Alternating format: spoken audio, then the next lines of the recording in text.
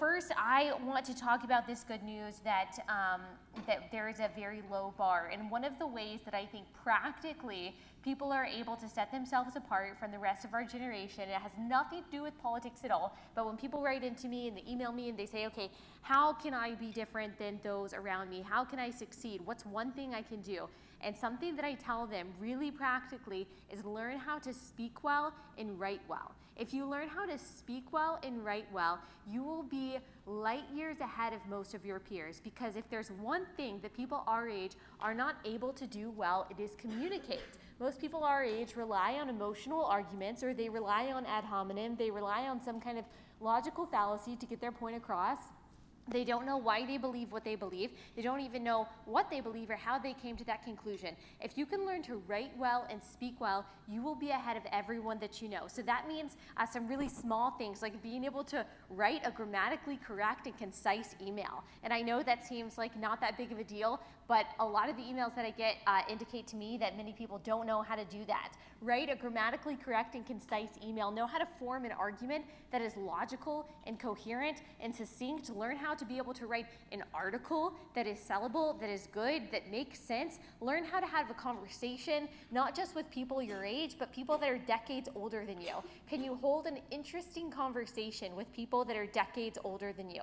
That's something that a lot of people our age can't do. I know it's very trendy right now to make fun of baby boomers. I'm still trying to catch up on that meme. I think I've gotten to the age where I'm a little bit behind the internet trends. But it's catchy to make fun of boomers, but they're still running the country. They still have a lot of power, they have a lot of influence, and they do have a lot of wisdom to share with us. And so one way to be successful and to set yourself apart is to be able to have a conversation with people that are older than you. One way to be able to communicate clearly and communicate correctly and articulately in a way that people can understand and people want to listen to you is to read. That's something that a lot of people our age also don't do. In our spare time, we spend a lot of our spare minutes scrolling through Instagram.